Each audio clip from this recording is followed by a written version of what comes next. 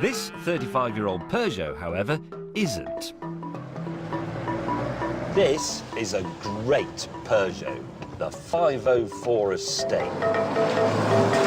It was built to conquer Africa. It was as rugged and as dependable as a Maasai warrior.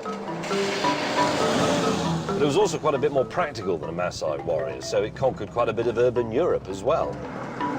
Later, Peugeot stopped making cars for Africa and came up with this. A car for the complex at Croft. I remember thinking back in the late 70s there would never be a hot hatchback as good as a Golf GTI. This was, though.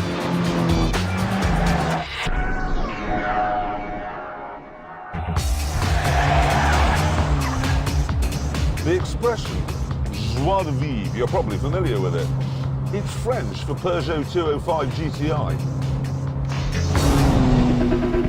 So, if you were buying a Peugeot, you would expect a blend of these qualities. Toughness, ruggedness, forged on the anvil of Africa, and peppy, puppy dog enthusiasm.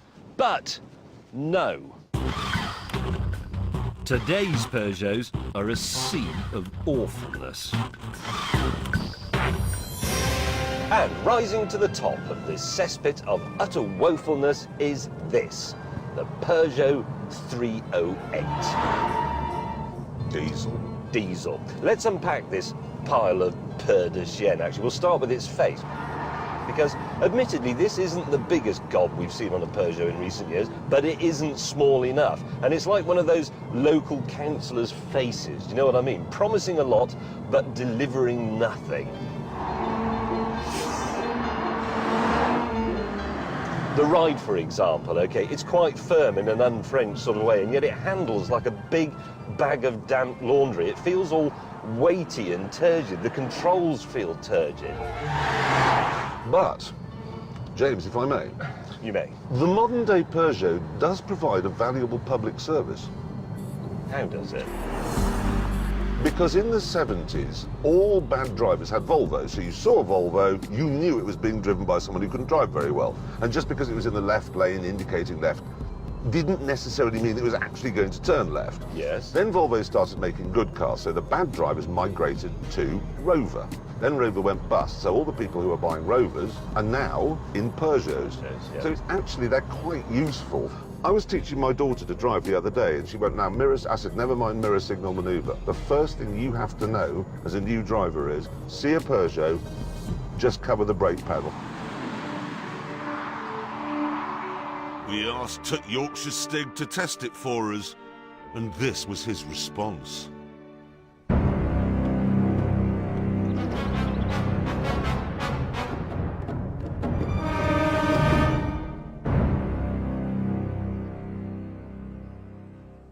This car then meets all of our criteria for the title of worst car in the world. It's not very nice to drive, it's not very nice to look at. It doesn't appear to be very well made, it's no cheaper than its vastly superior rivals. It's not very comfortable, nor is it very fast. It's made by a manufacturer that really should know better. It's lazy, it's slovenly, it's unimaginative, and we hate it. But, James, do we hate it as much as we hate this filthy, filthy Lexus? Well, that's a slightly ridiculous question. It's like asking me which of your legs I hate the most, the left one or the right one. We have to make our minds up. I can't.